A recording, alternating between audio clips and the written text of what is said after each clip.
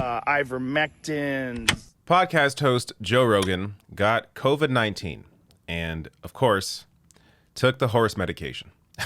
So I'm going to play this video. I have a second clip coming up and some reactions online, but let me first play this and give you my thoughts as a former avid Joe Rogan viewer.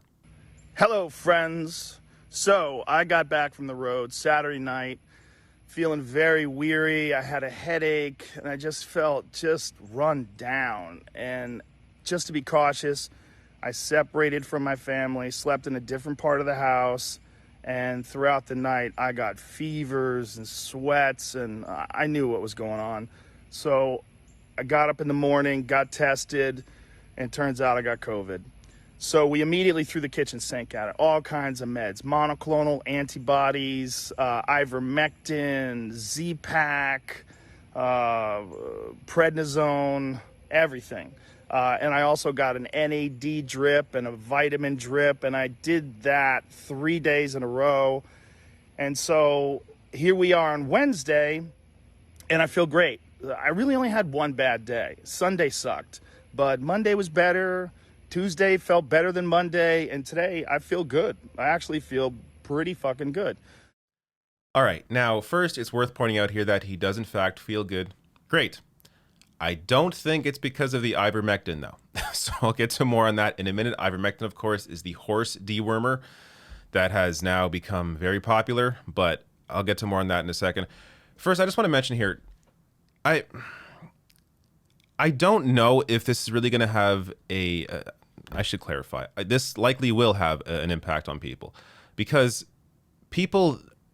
viewers of his, he is, of course, a massive, this is why I'm covering this. This is the biggest podcaster probably in the world. He's a 100 millionaire with a Spotify deal. So he has a very dedicated fan base. I know because I used to be a listener to his for years. Between 2013 and 2015, I likely listened to every single episode of the show. But since then, I began to fall off as he had on guests. More and more, he was having on guests that were just incredibly stupid. And I couldn't take watching every episode, and then I just stopped watching it at some point. But it's like, I don't think Rogan's a grifter. I think he means well. I think he's an honest guy, but he is very stupid. And I'm not trying to say that to slam him. He has said this himself. He has said himself here. This is a recent episode when he was criticized over some comments he made about the vaccines. He came out and stressed that he should not be a source of scientific advice. Quote, "I am not a doctor," he said. "I'm not a respected source of information, even for me." So he's aware that he's stupid. His listeners should realize this. When it comes to medical advice, when it comes to politics, he's not a bright guy. Sometimes he gets it right. Often he gets it wrong. A lot of the people he has on are grifters and trick him. So this is why it's very important to be aware of just what you're listening to. If you listen to the show for fun and you don't take it seriously, then whatever. But if you're taking medical advice from Joe Rogan, please listen to him and don't do that because he doesn't know what he's talking about. So first, let me start with the FDA, which came out on August 21st after all this hoopla around ivermectin saying you are not a horse, you are not a cow. Seriously, y'all, stop it, about why you should not use ivermectin to treat or prevent COVID-19. I'll link to that below the video if you want to read through their explanation. But they came out because of this. Calls to U.S. poison control centers about ivermectin exposures have increased fivefold from the pre-pandemic baseline, with an especially sharp uptick in July 2021, according to the CDC report. Emergency room visits have also grown more frequent. And if you search ivermectin poison control on Google or any search engine, do people use other search engines? But on Google, you'll see whether it's Texas, 590% spike in Texas poison control, and that is a true statement. Iowa, Mississippi, Utah, other states, there's massive uptick in poison control calls over ivermectin because you should not be using it for COVID-19, despite what some random podcasters may say about it.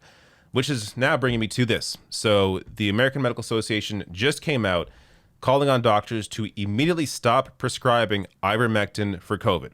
So here is what Dr. Gerald Harmon, the president of the AMA, said about this. The ivermectin that you're describing is, as you described, it's a deworming medicine. It's also used for head lice and for rare skin conditions. It's approved in very low doses for very established indications. What's available now, apparently, over the internet and various other prescriptive authorities is an overdose potential. This medicine, even in use in standard guidelines, has some serious interactions with medications like blood thinners. So it's not to be used willy-nilly, as it were. What we need to do is stick with the science. If you happen to take an overdose of ivermectin and even a higher than expected dose, you can get seizures, you can get coma, even death, nausea, dizziness. This is a potentially serious medication with a very narrow band of indications for its use. All right, so I hope that's clear. And I'm going to get to some tweets in a second reacting to Rogan's whole thing. But I hope this is clear. Ivermectin is mainly used as a horse dewormer, but can be prescribed to humans as well for head lice, for rare skin conditions. But if taken in high doses, and a lot of people, because they're following instructions for horses, they are taking it in high doses, you can have nausea, dizziness, seizures, fall into a coma, or even die. So this is why calls to poison control have spiked for ivermectin in recent months. But let me get to now some of the reactions online to Joe Rogan taking this. Some funny. So starting with this one from Dak BS here. I'm not sure if he was the one that made this or put this together, but here you go. Animorphs, Joe Rogan morphing into a horse. This one from Philip DeFranco, who has been a guest on Joe Rogan's show, which makes this tweet all that more important, saying, so you didn't trust the vaccine because it only had emergency use authorization, and COVID's not a big deal because you take vitamins and work out, but then you, quote, throw the whole kitchen sink at it, including monoclonal antibodies, which are only approved under emergency use authorization. Yeah. And by the way, this is why I'm sure Rogan's feeling better, because of the antibody treatment. That is very expensive, but of course someone like him can afford to do it. But his audience, the ones that are super dedicated and hang on to his every word, will only be able to really get the ivermectin. So they'll think, oh, that made it all better, I'll just take that, and ignore the fact that the antibody treatment is likely why Joe Rogan is feeling much better. Ted Lieu here, tweeting out, pleased to see Joe Rogan supports the emergency use authorization process of the US FDA because that is how he was able to get the experimental and expensive monoclonal antibody treatment into his body. Oh, and the FDA has completely approved the Pfizer vaccine, which is free.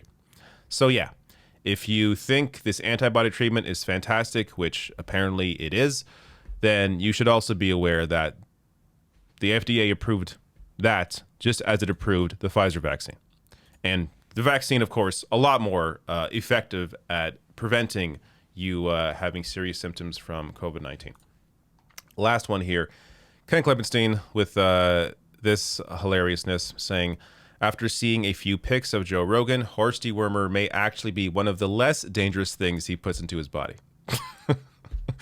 All right, so fun all around. It's good to see Joe Rogan is healthy. He's fine. That's good. But be aware, it's not because he took the horse medication. It's likely because of the antibody treatment and because he generally is a healthy person. Which, before I end this video, doesn't always mean you're going to survive COVID. But it does help you. In most cases, it can help you battle COVID better than, say, somebody who is, morbidly obese. When they get COVID, they're more likely to suffer more serious impact, more serious effects from COVID-19.